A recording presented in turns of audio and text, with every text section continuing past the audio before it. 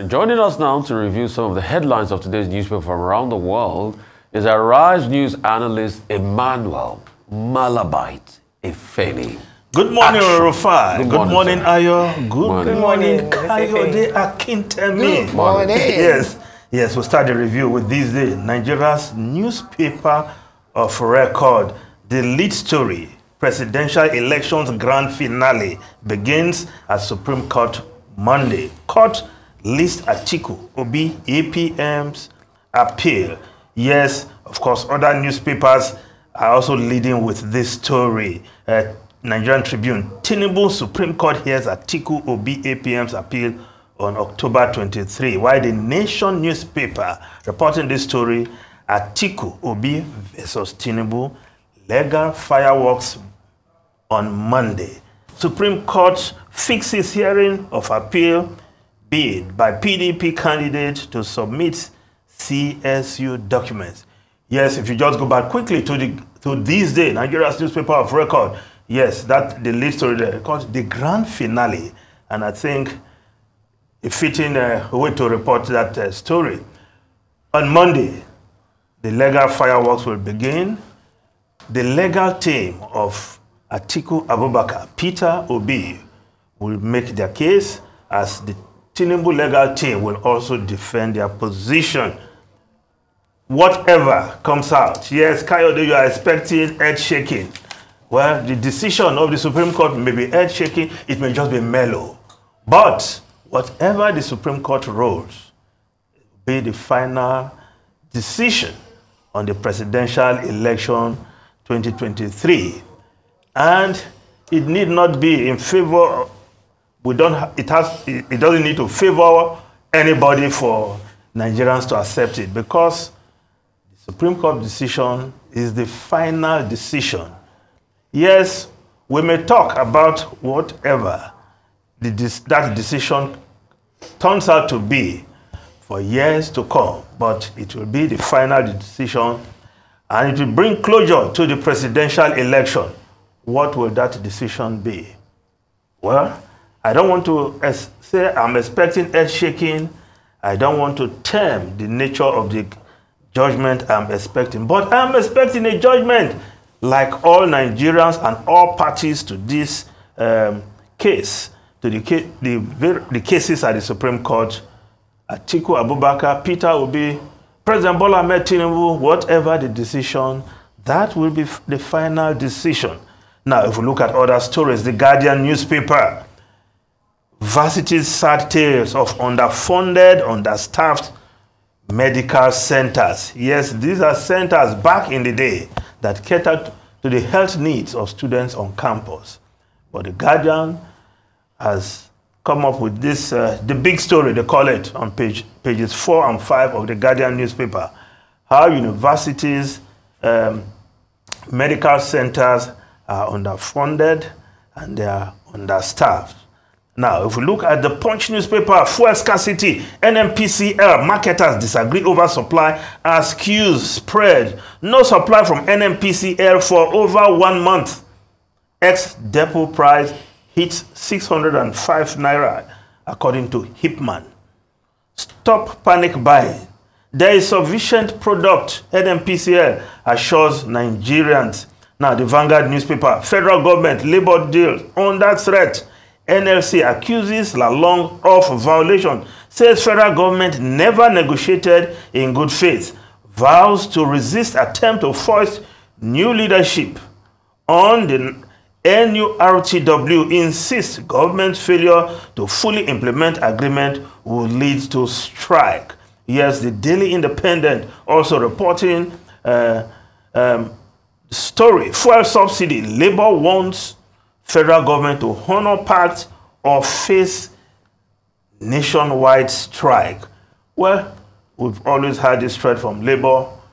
Perhaps we just hope that that MOU signed by government to meet certain timelines before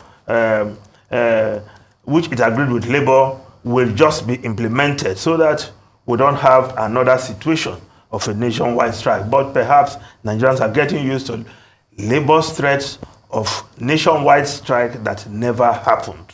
Now, the New Telegraph newspaper, 891 dismissed, withdrawn petitions proved 2023 polls credible. INEC releases petition status report on election. Says petitioners mostly challenge eligibility, candidates nomination, not polls conduct. Supreme Court to hear Atiku Obi's appeal against Tinubu victory Monday. Yes, INEC has come out to also state its own side, because yesterday there was a report that the avalanche of petitions against elections in the various tribunals is an indication that the confidence of INEC is shaky. But INEC has come out to say, look, most of these petitions are not against the election, but credentials and eligibility of candidates. Well, going by the 2022, the Electoral Act 2022, INEC has no role to play in the verification or otherwise of the certificates, credentials submitted by candidates. That in itself is a drawback on that act, and which many Nigerians are saying has to be reviewed, because when you leave the issues of verification or certificate to the political parties, a lot will go wrong, as we have seen in recent past. Now, the story behind the below the photograph there in the New Telegraph: loss of confidence in judiciary, recipe for anarchy. Chief Judge Shosho is warning. Reps urge federal government to appoint Supreme Court judges. Yes, 11 Supreme Court judges, when the law makes provision for 21. That is not good enough. I'm sure that is one of the duties that should occupy the present administration. And of course, the National Judicial Council. Now, the leadership newspaper, Tribunal dismisses 712 petitions, 179 withdrawn. Daily Trust newspaper, industries battle for survival as dollar hits 1,155 naira. Companies relocating to Ghana, retrenching textile manufacturers. Employers recommend guided float FX regime. Whatever that means, guided float FX regime. What do they mean by that? Is that not what we're having? Is that not a managed float that the CBN claims we are having? Guided. So they're guided and managed. Yes. One-way flight ticket may hit 130,000 naira. How to rescue naira? BDC's ex-minister are profiling solutions. Is anybody listening? Now, the foreign newspapers quickly.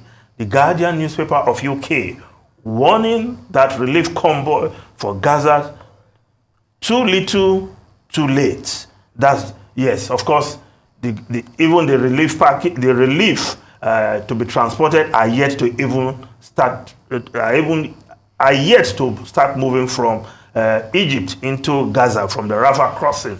But even what is going to be sent right now, according to this report, too little, too late. But sufferings continue in the Gaza Strip, where bombs and rockets raining down from the Israeli army, and a lot of persons being killed, children, women, men who don't even have affiliation with Hamas are dying every day. But the Israeli Defense Force planning and ready, almost ready to enter in that ground battle. Now, the Times of London, do your bit to ease Israel crisis. Sunak urges Saudi's prime minister on diplomatic tour of Middle East as Gaza braces for invasion. Now, if we just, the Daily Telegraph also reporting that story, get ready to see Gaza from inside. U.S. issues worldwide terror attack. Yeah. Now, okay. Yes, well, the situation in Gaza still very, very pathetic. I hear we just start wrapping up, but thank you so much. Yeah. But you see, I think like Nnamdi Azikiwe said, concerning this dollar, I hear there's no time, but I just want to quickly sneak this in. This dollar naira debacle. I'm sure for all of those textbook economists that went ahead to keep on doing the analysis paralysis. I'm sure they've seen where all the ideas have put us now as a country. We've destroyed our currency. We've destroyed our currency. You want to blame the analysts, or you want to blame the government that has I will adopted also blame the leadership, because the leadership couches its argument based on the arguments the so-called experts make. The government have their own experts, please. So they also have their responsibility to bear in all of this. But we can see what we have done now to the Naira. Now they are talking about guided. What is guided float? Maybe they say this managed float they are doing. What is managed float? Guided managed. You will intervene.